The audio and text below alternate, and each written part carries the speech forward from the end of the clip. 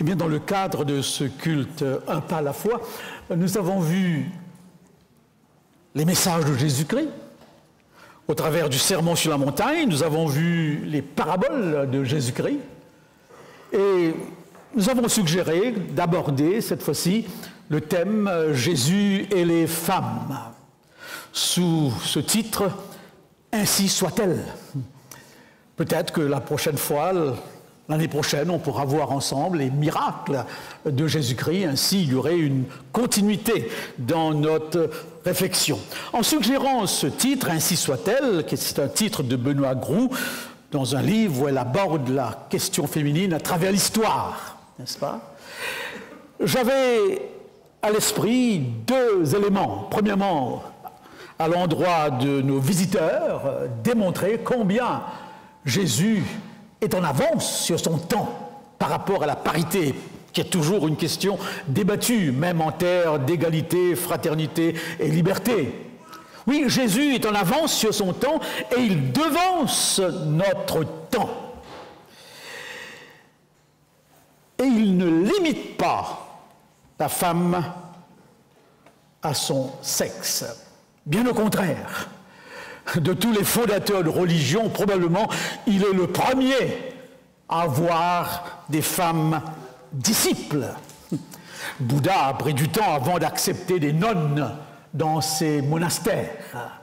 Eh bien oui, Marie, la femme bénie. Deuxièmement, nous allons découvrir, ce sera notre conclusion, à partir de ces femmes qui ont été très liées au Christ, une dimension ou des dimensions de la relation de Jésus avec son Église, ou de l'Église avec Jésus-Christ, car dans la Bible, l'Église est femme, l'Église est la fiancée de Jésus-Christ. Voilà donc les deux pôles de nos réflexions à partir de ces récits, de ces portraits. Faisons un constat avec Alphonse Maillot, théologien évangélique que j'aime beaucoup, dans son livre « Marie, ma sœur », il fait un recensement de tous les textes sur les femmes dans le Nouveau Testament. Et à la fin de son recensement, il est lui-même étonné de constater au moins une douzaine d'éléments surprenants. Et je cite que 5. Vous avez environ 40 femmes, 40 portraits de femmes différentes et précises dans le Nouveau Testament. On ne sait pas si on aurait 40 portraits d'hommes. Voilà un premier élément. Il est donc beaucoup question des femmes dans le Nouveau Testament. Jésus s'est occupé des femmes bien autant, sinon plus, qu'il ne s'est intéressé aux hommes. Et en face du Christ, ces femmes se découvrent une liberté, une dignité, une estime de soi, une personnalité qu'on leur niait partout. Avec le Christ, elles vont oser, bien sûr, elles vont oser ce qu'elles n'osaient pas ailleurs. Vous me poserez la question, est-ce important de le rappeler? Remettez-vous dans le cadre de l'époque où la femme était une quantité négligeable, sans importance. Elle existait qu'au travers du mari. D'ailleurs, vous avez un texte très significatif dans la Bible, lorsqu'il est question de la multiplication des pains, et qu'on découvre qu'il est dit, il y avait 5000 hommes qui pourraient terminer, sans compter les femmes et les enfants. On ne compte pas. Et si vous imaginez que je dise à quelqu'un qui me pose la question « Combien de personnes à Neuilly ?» je réponds « 300 hommes, sans compter les femmes et les enfants. » Probablement, ce serait ma dernière prédication, n'est-ce pas? Eh bien oui, je vous rappelle, pour vous situer le décor de notre remarque, qui peut-être n'est plus à la mode aujourd'hui, eh bien cette prière de ce rabbin de l'époque, « Je te prie au Seigneur de ce que tu n'as pas fait de moi un porc, un païen et une femme. » C'est inadmissible, incroyable. Mais voilà le décor planté. Eh bien oui, faisons une addition très simple avec Maillot. Vous avez 12 textes au sujet de Marie, 35 textes où les femmes sont impliquées, environ 300 versets, ce qui ferait un évangile de 12 chapitres environ, l'équivalent de Saint Marc sans le récit de la Passion. Tout un évangile consacré uniquement aux femmes qui ont suivi Jésus-Christ. Et ce qui m'a frappé dans son étude, c'est qu'il découvre une symétrie, un parallélisme, une parité dans les miracles, les événements. Par exemple, l'annonce faite à Joseph en songe a son parallèle avec l'annonce faite à Marie par l'ange Gabriel, mais cette fois-ci directement, face à face. Du rêve, dans le cas de Joseph, on passe à la réalité dans le cas de Marie. Lorsque Jésus arrive au temple, Simon lui rend un témoignage frappant. Un même témoignage est rendu par Anne, n'est-ce pas? Vous avez dans Marc 1, 40 à 45 la guérison d'un lépreux, et vous avez aussi la guérison dans Marc 5, 21 d'une femme hémorragique. Quel est donc le lien entre les deux? Ces deux maladies étaient considérées comme des maladies impures. Ces gens étaient dans la catégorie des intouchables. Et lorsqu'on parle de la résurrection du fils unique d'une veuve, vous avez donc aussi en parallèle la résurrection de la fille unique d'une personne. Et pour terminer, la guérison un sabbat d'un homme à la main sèche, paralysé, et la guérison d'une femme courbée dans la synagogue. Une approche littéraire ne peut pas échapper à cette symétrie. Y a-t-il donc une intention derrière? C'est une question intéressante. Ces femmes du Nouveau Testament seront fidèles jusqu'au tombeau et seront les premiers témoins de la résurrection. Et sans aucun doute, suivant l'accord de tous les théologiens, sans le témoignage de ces femmes, nous n'aurions pas eu les récits de la Passion et les récits de la naissance. Il est dit que Jésus gardait toutes ces choses précieusement dans son cœur. Ce qui veut dire que personne comme Marie était capable de redire ce qui s'est passé, puisqu'elle se sentait concernée.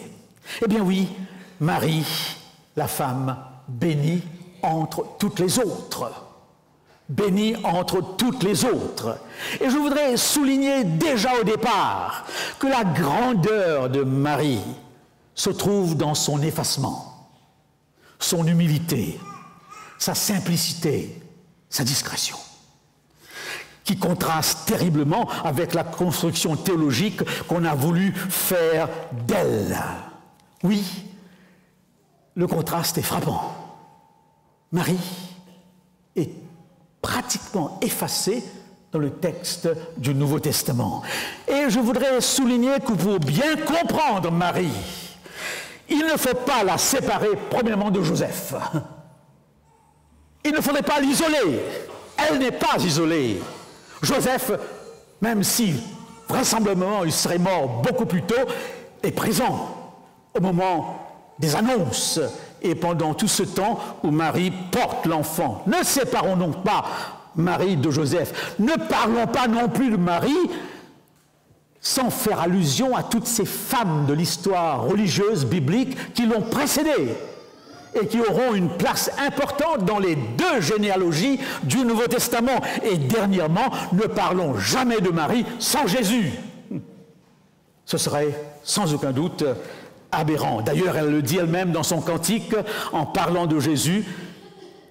Jésus est aussi son Dieu et son Sauveur. Je te loue, mon Sauveur. Eh bien, c'est frappant justement ce silence. Et je vous rappelle un petit tableau très simple. Matthieu et Luc parlent de la naissance. Marc ne dit aucun mot, aucune allusion à Marie dans l'évangile de Marc. Jean fait deux allusions, une aux noces de Cana, une à la croix, tout simplement. Et dans les deux cas, il ne mentionne pas le nom de Marie. Il dit la mère de Jésus. Dans les Actes des Apôtres, une seule allusion, Marie est associée aux 12. Dans les Épîtres, silence total. Aucune allusion à la naissance miraculeuse, virginale, sauf Paul qui dira dans ce texte, que voulait-il dire exactement? il est né d'une femme et il est né sous la loi. Né d'une femme, est-ce allusion à Marie. Et c'est ainsi que j'arrive un petit peu à ce qui m'a le plus préoccupé durant cette réflexion, au signe de contradiction. Siméon dira de Jésus, il sera un signe de contradiction. Et Marie va vivre cette contradiction. Cette contradiction va l'habiter du commencement jusqu'à la fin. Nous sommes des êtres complexes. Et l'élément le plus complexe de notre personnalité humaine, c'est justement l'incohérence, la bipolarité, la contradiction. On a beaucoup parlé de l'ancien président, du président qui vient de mourir, et les éloges ont été impressionnantes, mais c'était un homme plein de contradictions. On l'a souligné, le poker menteur, n'est-ce pas, la bête politique qui détruisait tout sur son passage. Et ça faisait contraste avec sa bonté humaine qui a été mise en avant. Eh bien oui, et ces contradictions qui nous habitent, nous les construisons. Elles sont inconscientes chez nous et nous les construisons. Marie devra se soumettre à une contradiction qu'elle n'a pas cherchée. Cette contradiction, eh bien, s'est imposée à elle. Et j'aime cette phrase qui pour moi est la plus importante dans son histoire. Je suis la servante du Seigneur. Qu'il me soit fait selon sa parole. Je suis la servante. J'assume ce service d'être mère porteuse du Fils de Dieu et mystérieusement de Dieu lui-même. Qu'il me soit fait selon sa parole. En d'autres mots, je me plie à sa parole. Mais quelle est donc la contradiction? C'est mon fils et en même temps, ce n'est pas mon fils. C'est mon fils et en même temps, ce n'est pas mon fils. La PMA est dans l'actualité aujourd'hui. Et ce sujet revient constamment. J'ai lu quelques ouvrages sur le drame des mères porteuses, mais je ne vais pas m'aventurer en essayant de penser à ce qu'une femme peut ressentir. Je suis bien loin de comprendre, n'est-ce pas? Et ce serait un peu bizarre qu'un homme essaye de comprendre une telle situation, n'est-ce pas? Eh bien oui, c'est mon fils, et en même temps, pas mon fils.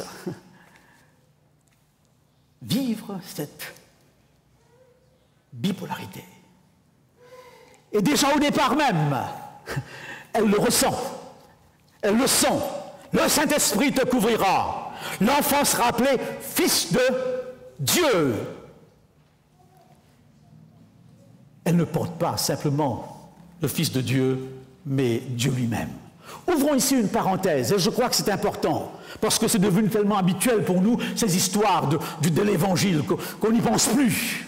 On ne voit plus tout le côté extraordinaire, mystérieux. Oui, dit Jacques Dukens, journaliste, et nous voici au cœur de l'originalité la plus grande du christianisme. Qu'un Dieu se fasse homme, qu'un homme soit Dieu est inimaginable, impensable. Dans aucune religion, vous avez cette originalité. Et que ce Dieu incarné, n'est-ce petit, dans l'indigence, c'est davantage encore, mais impensable, inimaginable. Eh bien oui. Et Sels, au IIe siècle, un des critiques les plus sévères du christianisme dira « Quelle prétention honteuse !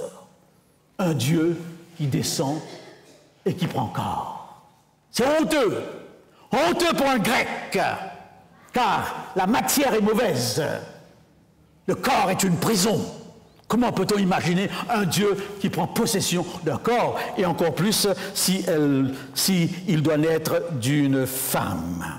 Un auteur, protestant bien sûr, suggère que la mort avait enlevé Joseph et qui partageait son secret au sujet de la naissance de Jésus-Christ. On peut croire, à juste titre, que si le Nouveau Testament est silencieux sur Marie, c'est que cette histoire est restée cachée. Marie n'en a pas fait une publicité. Elle ne disait pas à tout le monde « Je suis fécondée par Dieu ». Pensez au ridicule, pensez aux réactions. T'es malade? Essayez de vous imaginer une conversation toute simple entre Marie et une personne qui passe. T'es enceinte? Oui, depuis quand? Depuis quelques mois. De qui? Question importante. De qui? T'es pas mariée et comment t'es enceinte?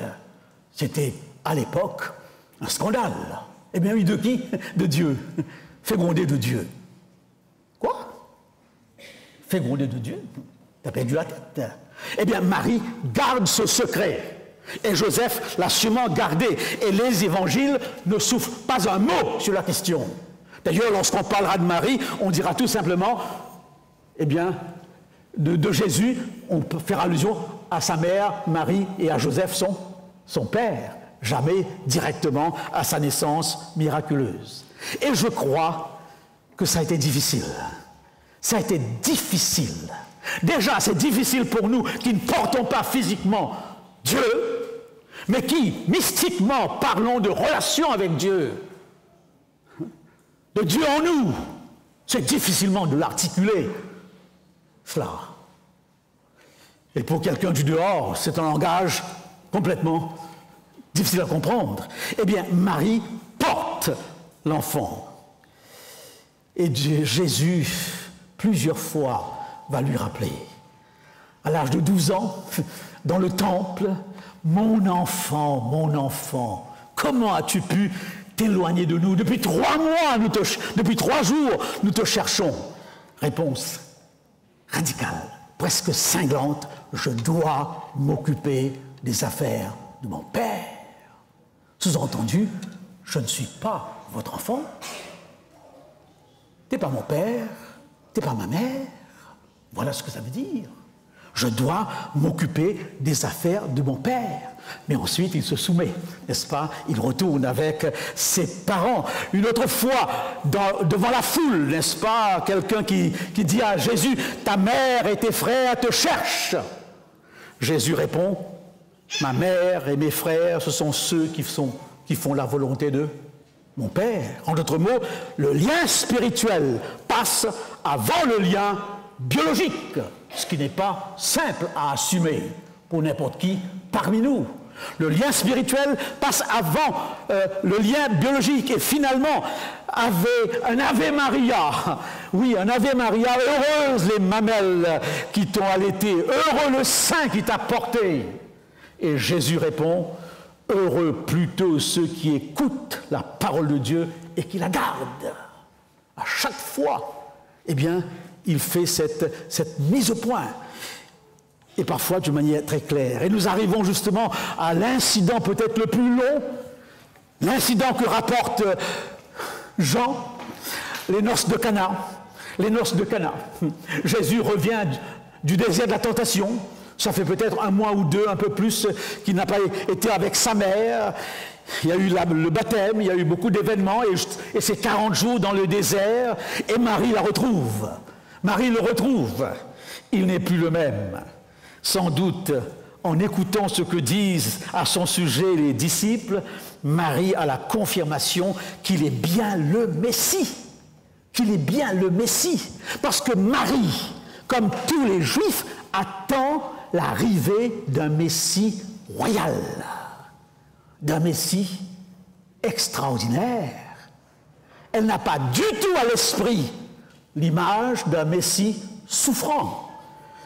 Eh bien oui, et ce sera l'occasion. Ce sera l'occasion pour la maman juive, n'est-ce pas, d'exploiter la situation, d'essayer de prendre une certaine place. Oui, une autre histoire me vient à l'esprit, excusez-moi, d'une maman juive qui téléphone à Roissy parce qu'elle attend son fils qui doit arriver d'un moment à l'autre. Alors elle téléphone, elle a un préposé au service des renseignements et elle pose la question, par quel avion arrive mon fils? Eh bien oui, par quel avion? À quelle heure arrive l'avion de mon fils? Eh bien oui, la maternité. Et un auteur encore dit ceci, elle lui était au-dessus de l'humanité, si un peu de fierté maternelle ne s'était mêlée à sa sainte joie. Voyant tant de regards dirigés sur Jésus, elle désirait vivement qu'il donnât une preuve du choix dont Dieu l'honorait. Elle espérait qu'une occasion lui serait donnée d'accomplir un miracle en sa présence. Et l'occasion se présente. Les noces de Cana, n'est-ce pas? La maman juive prend le dessus. Eh bien oui, c'est l'heure, c'est le moment. Tant attendu, l'occasion qu'il ne faut pas rater. Elle est sans aucun doute parentée à ceux qui organisent cette noce, et tout à coup il y a un manque de vin, et elle dit aux uns et aux autres, ne vous en faites pas, mon fils est là. Je paraphrase, il est là. Ne vous inquiétez pas. Eh bien oui. Et alors elle s'approche de Jésus en lui disant tout simplement, fais quelque chose, pas plus. Et ce fait quelque chose veut tout dire. La réponse est cinglante. Qu'y a-t-il entre moi et toi, femme? On est embarrassé par cette réponse du Christ. Femme, qu'y a-t-il entre moi et toi? Et je vous donne les traductions beaucoup plus directes. Qu'y a-t-il de toi à moi? Que t'ai-je fait pour que tu me déranges? De quoi te mêles-tu? Pourquoi me mêler à tout cela? Cela ne me concerne pas. Voilà le sens. Très fort, n'est-ce pas? Et pour couper court, Jésus dira, mon heure n'est pas encore arrivée. En d'autres mots, tu veux précipiter les choses. Tu veux que j'exprime ma messianité publiquement, déjà au départ même. Mon heure n'est pas encore arrivée.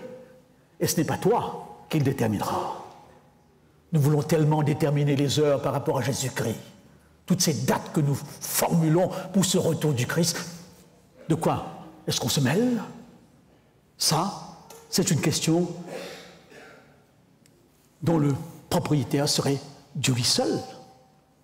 Arrêtons de vouloir à tout prix, eh bien, par nos réflexions, de déterminer les éléments du plan du salut, sauf si Dieu nous les a révélés. Femme.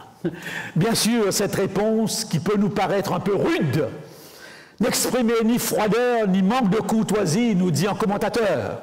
Le langage que le Sauveur tint à sa mère était parfaitement en accord avec les coutumes orientales. On se servait des mêmes expressions pour s'adresser à des personnes, auxquelles on témoignait le plus grand respect. Eh bien oui, on se servait des mêmes expressions. Et je vous dis en passant, pour coller un peu à l'actualité, n'est-ce pas, eh bien que dans la haute bourgeoisie britannique, les enfants appellent leur père « sir », c'est-à-dire « monsieur ». Je ne sais pas si c'est toujours le cas aujourd'hui, et dans la famille Chirac, eh bien, le couple vous voyez, n'est-ce pas? Et Claude Chirac appelait son papa Chirac. Chirac, tout simplement. Et le petit-fils, son grand-père, Jacques.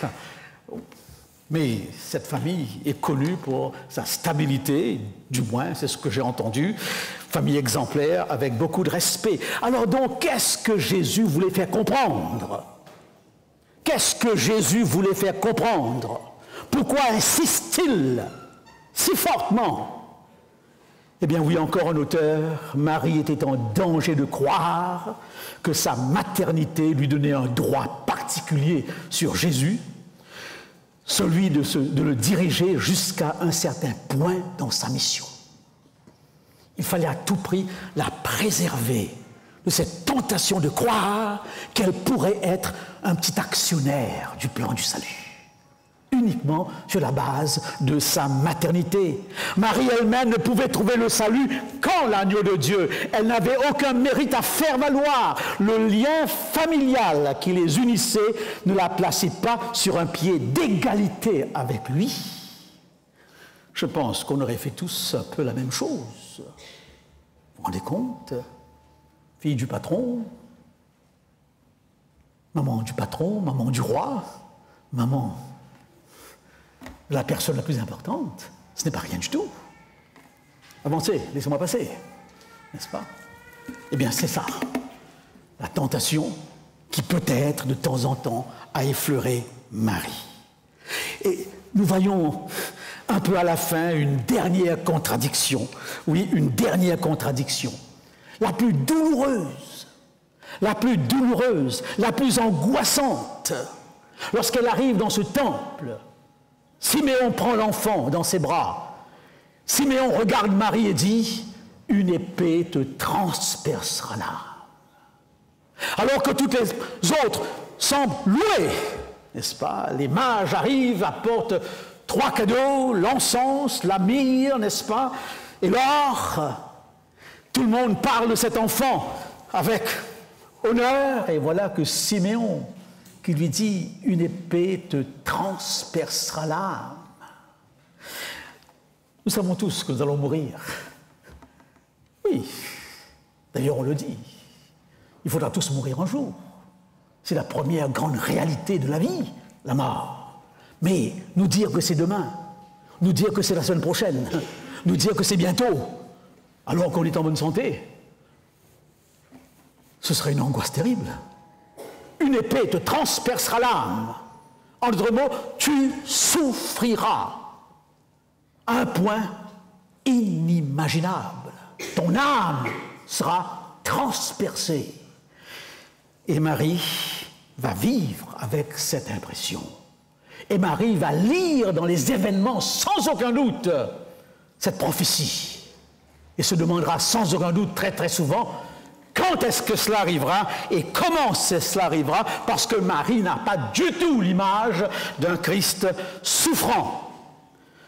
Les mages avaient déjà eu le présage de cela, car si l'or rappelle la royauté, si l'encens rappelle la divinité, la myrrhe est le symbole de la souffrance. Eh bien oui, à la croix, Marie est là. Sur tout le chemin conduisant à Golgotha, Marie est là. Elle voit toute la torture qu'on inflige à son fils. Comment l'a-t-elle supporté? Quel courage, quelle force pour ne pas tomber dans les pommes et pour ne pas s'abattre. Car la femme orientale exprime sa douleur à haute voix et hurle de douleur. Mais Marie est silencieuse. Eh bien, le texte ne dit pas, eh bien oui, qu'il me soit fait selon ta parole. Voilà donc ce matin ce que je voulais souligner. Sa grandeur se trouve dans son silence, dans son humilité, dans son acceptation. Une seule fois, un petit écart où elle a voulu un petit peu se faire valoir ou faire valoir son fils. Elle est extraordinaire dans son humilité. Eh bien, je ne peux pas dire plus que cela, parce qu'on accorde davantage de théologie à l'incarnation elle-même qu'à la personne qu'il a portée, surtout dans la mouvance protestante. Mais faisons une application très simple. Et c'est un petit peu l'objet de ces portraits de ces femmes qui ont suivi Jésus. Par extension, Marie, c'est la femme de la Genèse. Je mettrai une inimitié entre toi et la femme, en ta postérité et sa postérité. Biologiquement, c'est elle. C'est elle qui portera la postérité et qui vivra une sorte d'inimitié. Par extension, la femme de l'Apocalypse que le dragon surveille alors qu'elle va enfanter et que le dragon veut à tout prix détruire, c'est encore Marie, l'enfant qui va naître. Donc, ma conclusion est très biblique, par extension, c'est l'Église. C'est l'Église. Pure, virginale par rapport à la parole qui l'anime, mais une Église de pécheurs. Une Église de pécheurs, n'est-ce pas? Nourrie de la parole, mais appelée à proclamer la parole, qu'il me soit fait selon ta parole. Comme Marie, l'Église est une réalité temporelle et éternelle. L'Église est une réalité charnelle et spirituelle. L'Église est une réalité présente et à venir, une réalité terrestre et céleste. Un vase, comme dira Paul, vil. Et ce qui explique, dans l'histoire et dans toutes les églises, indistinctement, les hauts et les bas des membres qui constituent cette église, Certains voudraient une Église pure, mais ça n'existe pas, du moins pour l'instant. Un jour peut-être. Eh bien oui, cette réalité ambivalente de l'Église que Marie va vivre, l'Église aussi la vit, parfois dans la douleur et la souffrance. Et la conclusion qui m'interpelle est très simple. Oui, la conclusion qui m'interpelle est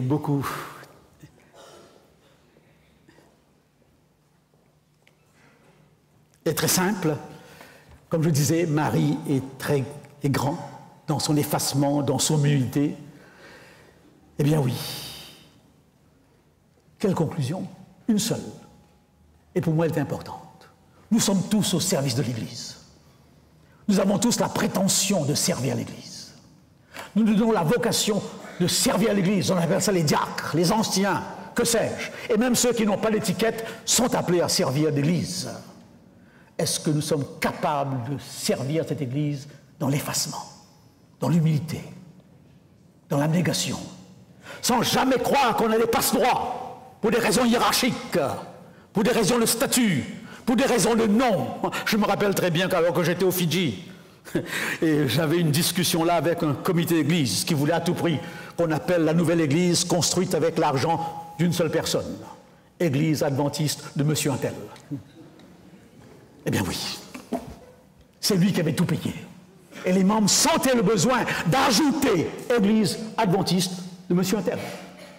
Et je me souviens de cette altercation dans un comité avec une sœur très brave, que j'ai beaucoup aimée. Et alors qu'il me fallait prendre une décision ou faire une réflexion par rapport à un membre de sa famille, elle m'a dit, attention, c'est nous qui avons payé largement l'Église. Ce sentiment que nous pouvons avoir un petit droit quelconque par rapport au plan du salut. Tout est grâce. Vous êtes sauvés par grâce. Si vous êtes là, c'est grâce à la grâce. Et si vous servez, servez dans l'esprit de Marie par grâce. À toi, à qui une grâce a été faite. Eh bien oui, elle est ici extraordinaire. Marie, bénie entre toutes les femmes, à qui une grâce a été faite.